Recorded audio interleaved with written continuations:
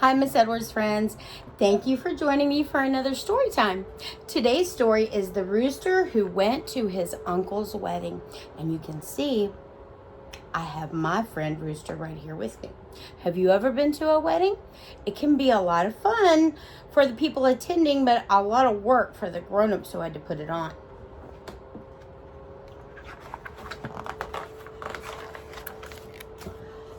Let me make sure you can see all the pictures. Early one morning when the sun had not yet appeared, a dapper young rooster was busy shining his beak and combing his feathers. It was the day of his uncle's wedding, and the rooster wanted to be on time. Nobody likes to be late. When everything looked perfect, he set off down the road with a brisk and springy walk. With each step, the rooster nodded his head, thinking of all the wonderful things that waited for him at the wedding banquet. Now, the banquet is the big dinner that you go to at the wedding, where you get to eat all kinds of really good food.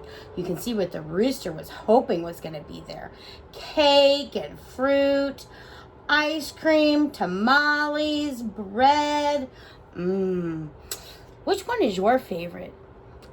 I think I would like the ice cream. Before long, his stomach began to growl. I wish I'd eaten some breakfast, he said. Then something caught his eye. There, next to the road, sat a single golden kernel of corn.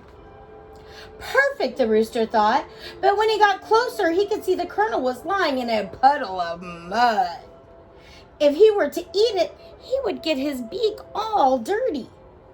The rooster was hungry, but he couldn't go to his uncle's wedding with a dirty beak. What to do? Peck or not to peck? The rooster stared at the kernel. Would you eat it if you were really hungry with mud on it? I don't know.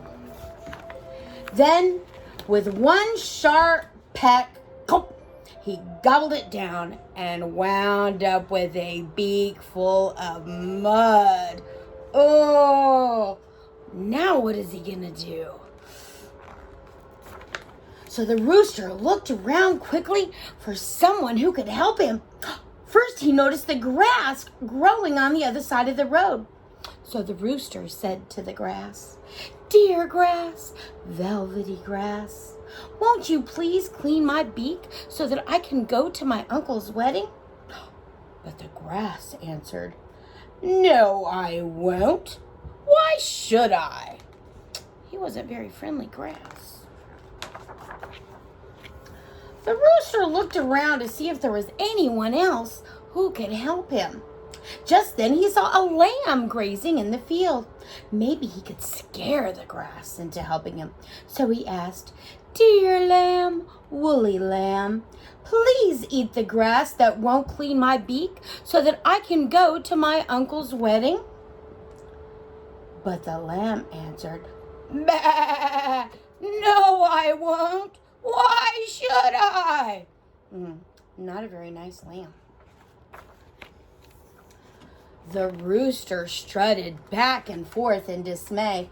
But then he saw a dog walking on the road. So he asked, "Dear dog, fierce dog, please bite the lamb that won't eat the grass, that won't clean my beak, so that I can go to my uncle's wedding." What do you think the dog said? "Ruff! No, I won't. Ruff! Why should I?" He's not meeting anything that's really friendly, is he?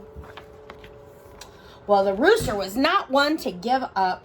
So he went over to a stick lying by the side of the road, and he said, "Dear stick, hard stick, please hit the dog that won't bite the lamb, that won't eat the grass, that won't clean my beak, so that I can go to my uncle's wedding." What do you think? The stick answered, "No, I won't. Why should I?" Oh, everybody wants something. The rooster was beginning to worry. Still, he looked around for someone else to help. He spotted a campfire the shepherds had lit. He got close to the fire and he said, "Dear fire, bright fire, please burn the stick that won't hit the dog, that won't bite the lamb, that won't eat the grass, that won't clean my beak, so that I can go to my uncle's wedding. But the fire answered, shh, no, why should I? Oh, he's not very lucky, Rooster. The rooster ruffled his feathers and paced. Would anyone be able to help him in time? Then he noticed a brook crossing the field.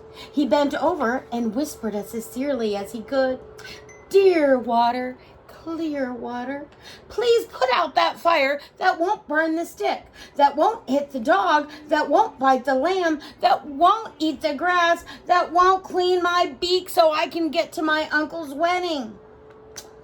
But the water answered, No, I won't. Why should I? Now the poor rooster couldn't think of anyone else to ask for help. He lifted up his muddy beak, he lifted it up and he crowed. Arr, arr, arr, arr. It was then he noticed the sun had begun to appear among the clouds. And he said, Dear sun, my good friend, please dry out the water that won't put out the fire, that won't burn the stick, that won't hit the dog, that won't bite the lamb, that won't eat the grass, that won't clean my beak so that I can go to my uncle's wedding.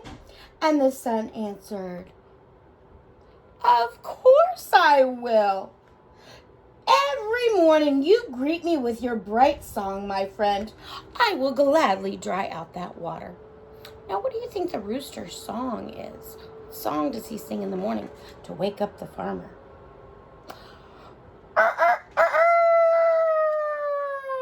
Right when he sees the sun. But then the water cried out, No, please don't dry me out. I will put out the fire. And the fire cried, No, please don't put me out. I'll burn the stick. And the stick turned, and the stick in turn cried out, No, please don't burn me. I'll hit the dog. But the dog cried out, Roof, no, please don't hit me. I'll bite the lamb.